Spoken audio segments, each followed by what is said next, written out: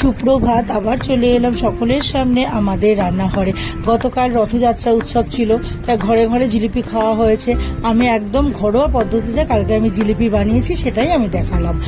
প্রথমে আমি ময়দার মধ্যে ঘি দিয়ে আর ইনো দিয়ে ভালো করে ওটাকে মেখে নিয়ে জল দিয়ে একদম ভারী ভারী করে আমি ব্যাটারটাকে করেছি। এবার ব্যাটারটাকে গুলে রেখে এবার আমি আগে শিরাটা করে নেব।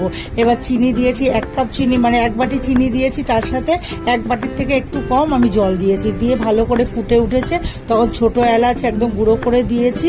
আর যখন ফুড কালারটা দিয়েছি, ফুড কালারটা দিয়ে আমি কালার করেছি। এবার ওটাকে দিয়ে যখন দেখবো হাতে একটু চিটচিট করছে, তখন আমি শিরাটাকে নামিয়ে রেখেছি। নিয়ে এবার সাদা তেল বসিয়ে এবার জিলিপিগুলো ব্যাটারটা যেটা করেছি সেটা প্লাস্টিকের মধ্যে ভরে একটু ফুটো করে ভালো করে ওটা জিলিপির আকারে একটু বড় বড় করে দিয়ে নিয়ে এবার আমি ভেজে তুলে রসের মধ্যে চুবিয়ে তারপরে আমি সাজিয়ে পরিবেশন করেছি। তাহলেই তৈরি হয়ে গেল আমার ইনস্ট্যান্ট জিলিপি।